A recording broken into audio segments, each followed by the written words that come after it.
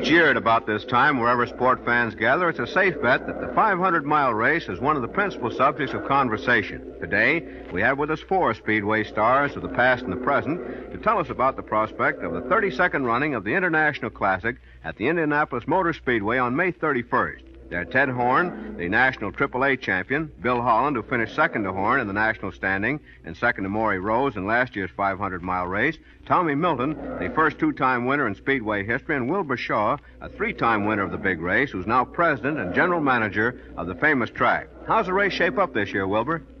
I don't believe there's ever been a time, Stan, when the 500-mile race promised as many thrills or as much excitement as it does this year.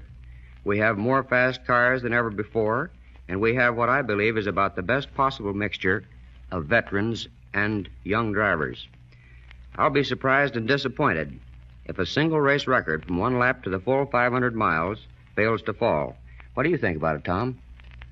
I think there is every reason to believe that you're right, Wilbur, even though such a statement may seem startling to race fans who haven't kept in touch with this year's developments. I've been looking over the official entry list, and there are at least 15 brand-new American-built cars in the field, and I'm not counting several other good cars with new engines installed since the last race. It wouldn't surprise me a bit to see the race record raised from 117 to 120 miles an hour, perhaps even more. But right here in the studio with us are 2 of the drivers who are almost certain to be among the leaders all the way, so let's let them speak for themselves. That's a good idea, Tommy. What do you think the chances are for a new record, Ted? The only thing that might prevent it, Stan, in my opinion, would be a wet track or a series of accidents, which might make it necessary for race officials to display the yellow caution flag for more than a few minutes. If we're not forced to run at reduced speed for either of those reasons, I know that anyone who beats me across the finish line this year will have to average more than 120 miles an hour, unless I have mechanical trouble. What's your opinion, Bill? I feel the same way that Ted does, Stan. And if 120 miles an hour isn't fast enough to win, I believe there are several of us who will up the speed even a little higher.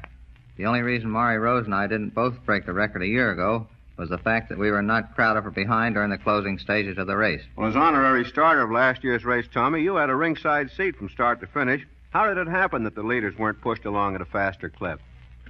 Well, Stan, it seemed evident at the start that Cliff Frazier was the man to beat. He stepped right into the lead and was averaging almost 123 miles an hour at the 50-mile mark when he had to make an unexpected pit stop to change a tire.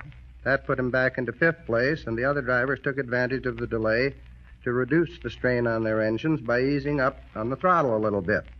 When Cliff regained the lead about 40 laps later, the speed began to go up again, but a broken piston put him out of the race. I doubt if there will be any opportunity for the leader to ease up this year. Do you think so, Wilbur?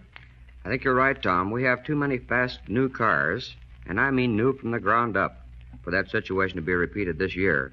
And almost every fast car of a year ago also has been completely rebuilt.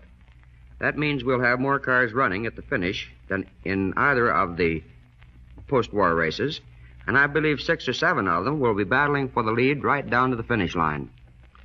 With 80 entries from which to select a starting field of 33, there isn't going to be room in this race for anything but top-flight men and cars. Most of us realize it, too, Wilbur. We're going to drive accordingly. A year ago, for example, there were only 6 or 7 cars, which I thought might cause me some trouble. But this year, there's going to be 15 or 16 capable of 119 or 120 miles an hour. Thanks, Ted. It'll take a lot of speed and skill and daring to finish in first place. Do you have anything to add to that, Bill? Only this, Stan. I thought I had the race won last year, and this time I'm going to try to make sure that I'm the driver in victory lane at the finish, regardless of how fast I have to travel to keep ahead of the pack. With a $100 bonus for the leader of the race at the end of each of the 200 laps, it's going to be mighty fast from start to finish.